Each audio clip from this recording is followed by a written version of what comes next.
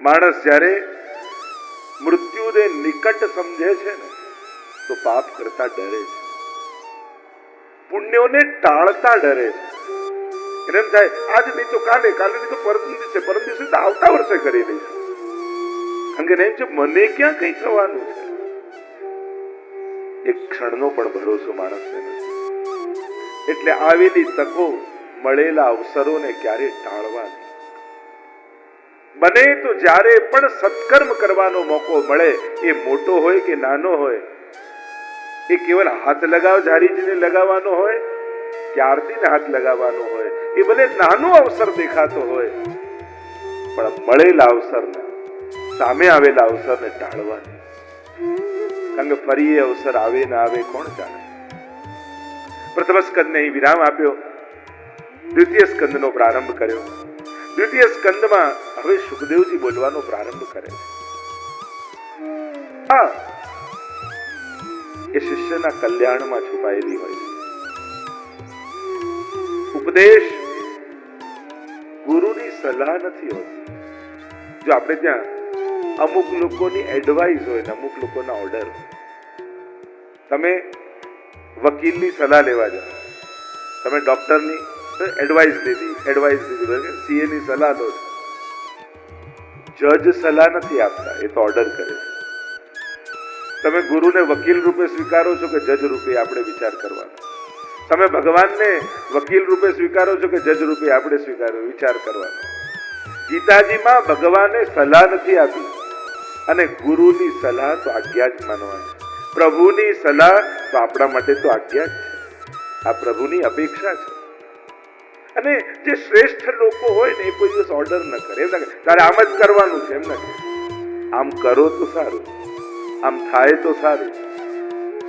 શ્રેષ્ઠીઓ ક્યારે પણ પોતાની વાતનો આગ્રહ નથી રખાવતા, પણ શિષ્ય સમજદાર હોય છે. એ ગુરુની કહેલી આ સલાહને પણ એની આજ્ઞા સમજીને માથે ઉપાડી દે. મહાપ્રભુજી પણ જુઓ ને ષોડશ ગ્રંથમાં, તમે ષોડશ ગ્રંથમાં જુઓ તો મહાપ્રભુજી આમ કરો જેમ નથી કહેતા, ઇતિ મે મતિ, આ મારી મતિ છે, આ મારો મત છે, આ મારો મત છે, આમ કરો તો સારું. પણ મહાપ્રભુજીની પ્રત્યેક વાણી આપણા માટે તો આજ્ઞા છે. સુખદેવજી ખૂબ પ્રસન્ન થયા છે પરીક્ષિત મહારાજનો પ્રશ્ન જાણી. વર્યાનેશ તે પ્રશ્ન કૃતો લોકહિતમ નૃપ. એને લગે તે શ્રેષ્ઠ પ્રશ્ન કર્યો છે.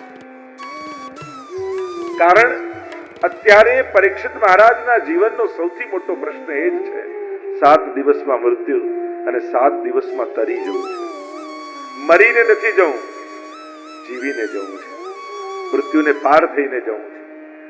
મુક્તિ પ્રાપ્ત કરવી છે. મરવાના તો છે, પણ એ રીતે મરવું છે કે પાછું જીવવું ન પડે, પાછો જન્મ ન લેવો પડે. મરો તો એ રીતે મરો કે ફરી જન્મવું ન પડે. ત્યારે જ તો મૃત્યુ મહોત્સવ બને. મરને સે સબ જગ ડરે, મેરે મન આનંદ और मरने ही ते पाइए पूर्ण परमानंद. લોકો ડરે છે, ભક્ત કહે મારા માટે તો પરમાત્માને મળવાનો અવસર છે. શ્રેષ્ઠ પ્રશ્ન કર્યા. કહ્યું ભગવાનની ભક્તિ દ્વારા જ મનુષ્યનું પરમ કલ્યાણ થવાનું છે. સમગ્ર લોકોનું કલ્યાણ શેમાં છુપાયેલું છે કે ભગવાનની ભક્તિમાં. સુંદર પ્રશ્નો કર્યા. આગળ અનેકવિધ પ્રકારની ચર્ચાઓ દ્વિતીય સ્કંદમાં આવી છે. સૃષ્ટિ વિષયક પ્રશ્ન કર્યો છે. ત્યાં આગળ મંગલાચરણ સુખદેવજી કરે છે, અને કઈ રીતે ભાગવતનો અભ્યાસ કર્યો એની પણ ચર્ચા આવી. વિદુર કાષ્ઠાય મુહુક યોગિનામ નિરસ્ત સામ્યાતિ સયેન રાધસા. ત્યાં રાધાજીનું સ્મરણ સુખદેવજી કરે છે. કહેવાય છે કે સુખદેવજીના ગુરુ રાધાજી છે. ઘણી વાર લોકો એમ કહેતા હોય કે ભાગવતમાં રાધાજીનું નામ નથી, પણ અહીંયા આ શ્લોકની સુબોધનજીમાં મહાપ્રભુજી આજ્ઞા કરે છે. રાધસ નામની ભગવાનની શક્તિ છે, જેની સાથે પ્રભુ પોતાના ધામમાં અખંડ વિહાર કરે છે. કોઈ આમાં રાધા નામ દેખાતું તો છે નહીં. દૂધથી ભરેલો ગ્લાસ હોય અને કોઈ એમ પૂછે આમાં ખાંડ નાખી છે કે નહીં, દેખાતી તો છે નહીં. કોઈને કહેવું પડે કે આનો ઘૂંટડો ભરી જુઓ, અને એક ઘૂંટ ભરે ને ગળ્યું લાગે કે ના ખાંડ છે. એમ ભાગવતમાં દૂરથી કદાચ રાધા નામ નહીં દેખાય, પણ એના શ્લોકોનું ગાન કરો અને મધુરતા લાગે તો માનજો એ મધુરતા જ રાધા. मधुराधिपतेर अखिलम मधुरम। मधुराष्टक में भी कहा ना महाप्रभु जी ने, मधुरा अधिपति, मधुराधिपति। तो मधुरा कौन है? तो के राधा ही मधुरा है। इसलिए कहा राधे कृष्ण होते।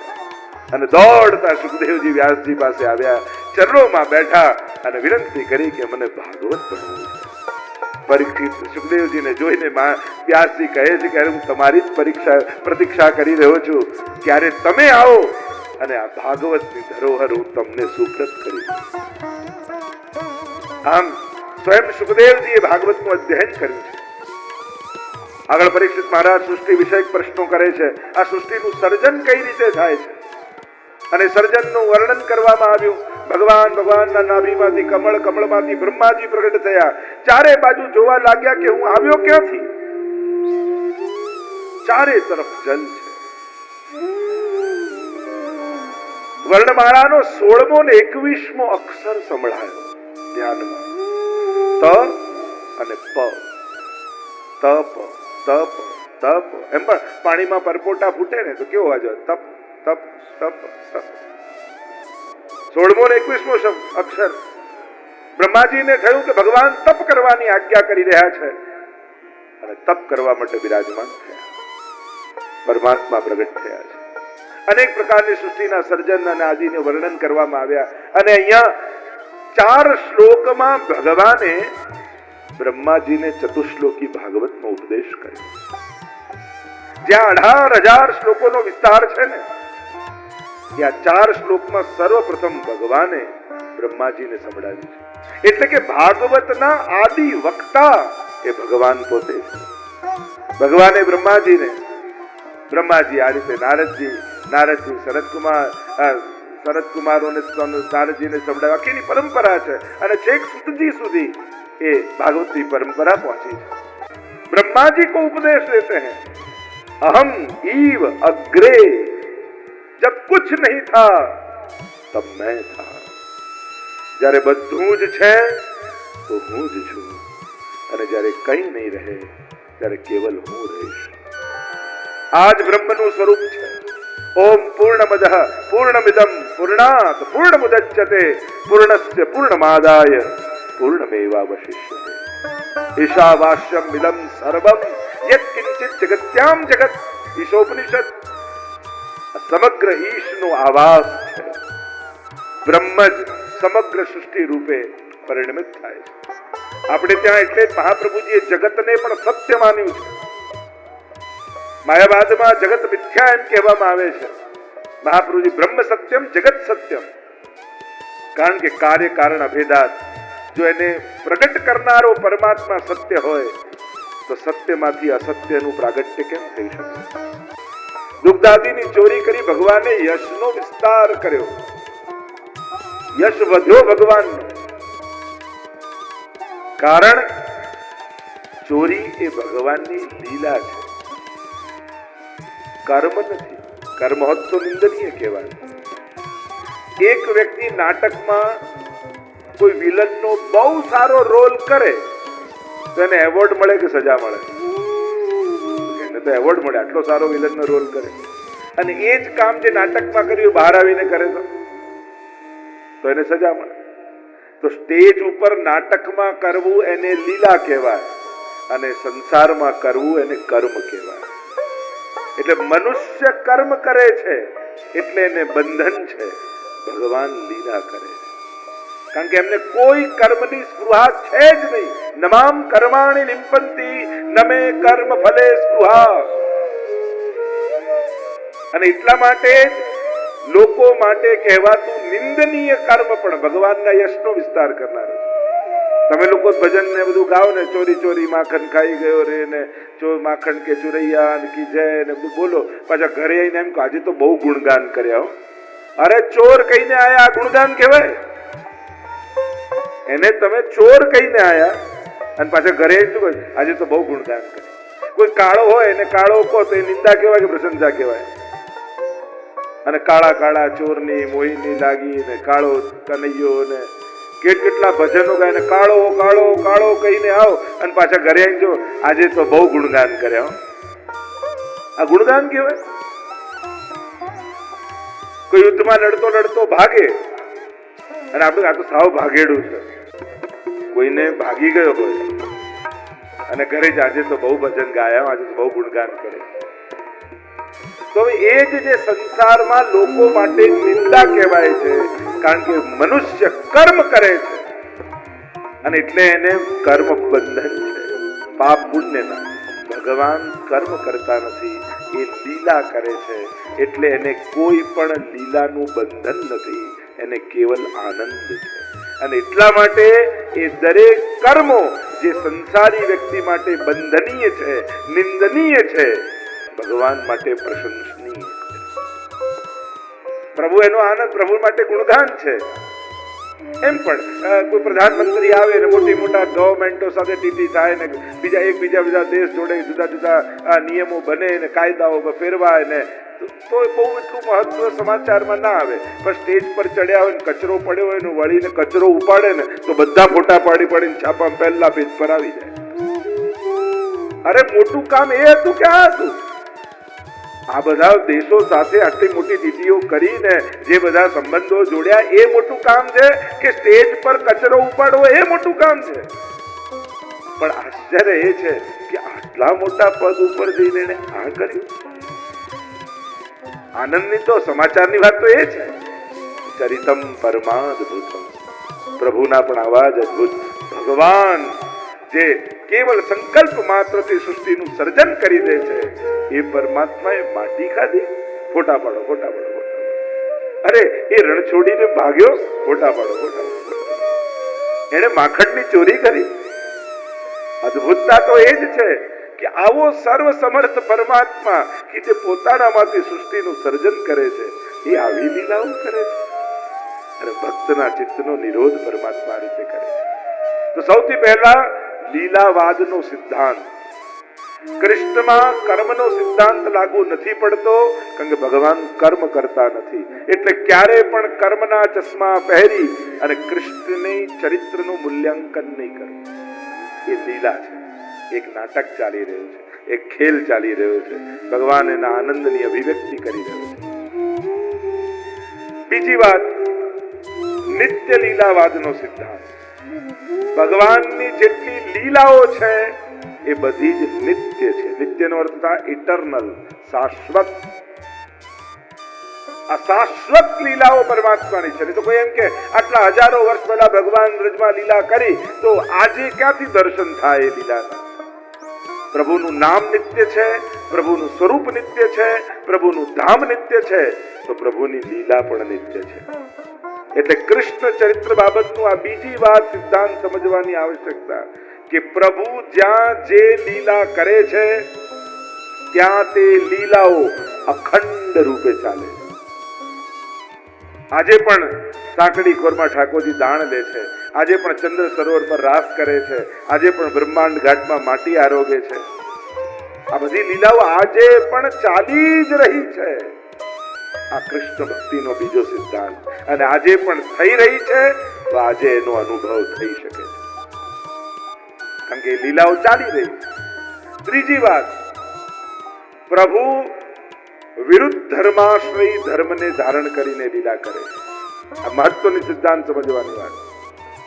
શિક્ષાપત્રમાં હરિરાયજી બહુ વિસ્તારથી આ બાબતને સમજાવે છે કે બે વિરોધી ધર્મો પ્રભુમાં એક સાથે બિરાજે. વિરુદ્ધ ધર્માશ્રયી ધર્મ પરમાત્મામાં છે. એટલે કે પ્રભુ સદા બાલક છે બ્રજમાં અને સદા કિશોર પણ છે. તમે પીછવાઈ જેટલી પણ ઠાકોરજીની જોશો નાથા દ્વારામાં, ક્યાંય તમને કોઈ બાલકૃષ્ણ દેખાય? બધે મોટા કૃષ્ણ કિશોર જ દેખાય છે. લોકો એમ કે તમારે તો પુષ્ટિમાનમાં બાલકૃષ્ણની સેવા ને, અરે બાલકૃષ્ણની ક્યાં? સાતે સ્વરૂપમાં એક બાલકૃષ્ણલાલજી છે. બાકી મથુરાધીશ જુઓ, વિઠ્ઠલનાથજી જુઓ, દ્વારિકાધીશ જુઓ, ગોકુલનાથજી જુઓ, તમે મદન મોહનલાલજી જુઓ, બધા મોટા જ છે, કિશોર જ છે. બાલ ભાવ જુદો છે અને બાલકૃષ્ણ જુદા છે. પ્રભુ 100 વર્ષના થઈ જાય ને તો યશોદાજીને તો બાલ ભાવ જ રહેવાનો. આપણો દીકરો ભલે 60 વર્ષનો થઈ જાય પણ 80 વર્ષની બાને પોતાના 60 વર્ષના દીકરા માટે પણ બાલ ભાવ જ રહેવાનો. તો એ બાળક છે જુદી વસ્તુ છે અને બાલ ભાવ છે જુદી વાત. તો વિરુદ્ધ ધર્માશ્રયી ધર્મ પરમાત્મામાં અખંડ રૂપે છે. અને વિરુદ્ધ ધર્માશ્રયી ધર્મને સમજાવતા કહ્યું એ બાલક છે એ જ ક્ષણે કિશોર પણ છે. એટલે જુઓ ને આપણે સેવાક્રમમાં તમે જુઓ, તમે શૃંગાર પછી પલના ઝુલાવો અને કલાક રાજભોગ ધર્યા પછી નિકુંજનો મનોરથ કરો. કુંજમાં ઠાકોરજી બિરાજે, બેઠે હરિ રાધે સંગ કુંજ ભવન અપને રંગ. આપણે લાગે હમણાં અડધો કલાક પહેલા તો બાલકૃષ્ણ હતા, નંદ કો લાલ પાલને ઝૂલે. આ મોટા ક્યાંથી થઈ ગયા? તો એક જ ક્ષણે બંને લીલા. વિરુદ્ધ ધર્માશ્રયી ધર્મને સમજાવતા કહ્યું એ જે ક્ષણે સર્વ સમર્થ છે એ જ ક્ષણે અસમર્થ પણ છે. એ દાવાનળનું પાન કરી જાય છે અને ઘૂંટણીએ ચાલતા ચાલતા નંદાલયના ઉંબરામાં ફસાઈ જાય છે કે બે હાથ બહાર કાઢ્યા પણ બે પગ ઉચકી શકતા નથી ઠાકોરજી, અને ઉંબરામાં એવા ફસાયા કે નામ જઈ શકે નામ જઈ શકે. એટલે સુરદાસજીએ દર્શન કર્યા એટલે કહ્યું અરે વો બલ કહા ગયો જો હિરણ્યાક્ષ માર્યો. અરે પ્રભુ એ બળ ક્યાં ગયું છે હિરણ્યાક્ષને માર્યો? તો જે ક્ષણે અસમર્થ છે એ જ ક્ષણે એ પૂતનાને મારી શકે એવા સર્વ સમર્થ પણ છે, એ તુનાવર્તને મારી શકે એવા સર્વ સમર્થ પણ છે. એક સાથે બંને વિરોધી ધર્મો. જે ક્ષણે એ અબૂધ છે એ જ ક્ષણે એ સર્વજ્ઞ પણ છે. મણિકોઠામાં ભગવાન ગયા માખણ આરોગવા માટે, જ્યાં માટલીમાં હાથ નાખ્યો અને મણીથી જડેલા બધા પિલર, બધા ખંભ, અને એ મણીમાં ભગવાનને પોતાનું પ્રતિબિંબ દેખાયું. એટલે પ્રભુને એમ થયું કે કોઈ મને જોઈ ગયું. આ તું પોતાનું જ પ્રતિબિંબ. પણ પ્રભુ એવી અબૂધ લીલા કરે છે, એમને થયું કે કોઈ બાળક મને જોઈ ગયું. એટલે માખણ લઈને એને ચોપડવા લાગ્યા. જો કોઈને કહેતો નહીં કે હું માખણ ખાઉં છું, લે તુંય ખા, તને આપું પણ કહેતો નહીં મૈયા. અબૂધ એ જ ક્ષણે પ્રભુ સર્વજ્ઞ. એ તુણાવર્ત આદિ બધાને જાણે. પિતાજીને પણ કર્મનો સિદ્ધાંત સમજાવે છે. કર્મણા જાયતે જંતુ કર્મણૈવ વિલીયતે સુખમ દુઃખમ ભયમ ક્ષેમમ કર્મણૈવ વિપદ્યતે. જે મોટા મોટા દેવોનું દમન કરે છે એમ અસમર્થ છે અને સર્વ સમર્થમાં દેવતાઓનું દમન કરનારા. તો બે વિરોધી ધર્મો એક સાથે પ્રભુમાં બિરાજે. અને એટલે જ મહાપ્રભુજી આજ્ઞા કરે છે સર્વદા સર્વભાવેન ભજનીયો વ્રજાધિપ સસ્યાયમેવ ધર્મો હિ નાન્યક્વાપી કદાચન. પ્રભુને સર્વ ભાવે ભજવા, કારણ કે પ્રભુ એકમાત્ર એવા છે જેમાં સર્વ ભાવ સિદ્ધ થઈ શકે.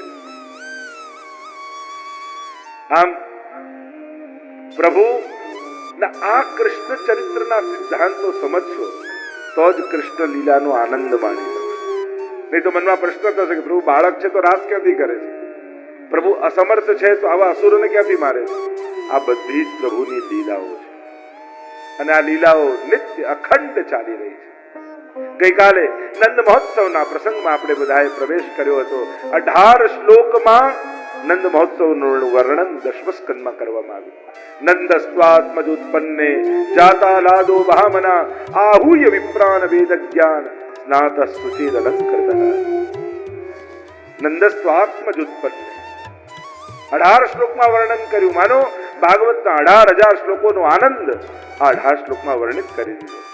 જ્યાં બ્રજવાસીઓને સમાચાર મળ્યા કે અરે પ્રભુ પ્રગટ થયા છે, નંદ બાબાના ઘરે બાળકનો જન્મ થયો છે. જો આપણે ત્યાં અનેક પ્રકારના ઉત્સવ, નિત્ય ઉત્સવ, નૈમિતિક ઉત્સવ, પાર્વણિક ઉત્સવ, પાટોત્સવ, મહામહોત્સવ, જન્મોત્સવ, કેટલા ઉત્સવ આપણે ઉજવતા હોઈએ છીએ. તો આ નંદ મહોત્સવ પ્રત્યેક ઉત્સવમાં એક વિશેષ ઉત્સવ છે.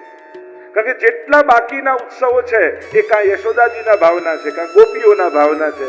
કૃષ્ણ લીલામાં આ એકમાત્ર ઉત્સવ એવો છે જે નંદ બાબાના નામે ઓળખાય છે, નંદ મહોત્સવ.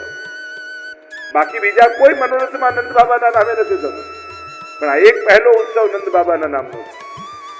આનંદ મહોત્સવ જ્યારે વ્રજવાસીઓને સમાચાર મળ્યા છે આત્માનમ ભૂષ્યા ચક્રુઃ, આત્માના શણગાર સજી સજી અને ગોપીઓ દોડી છે.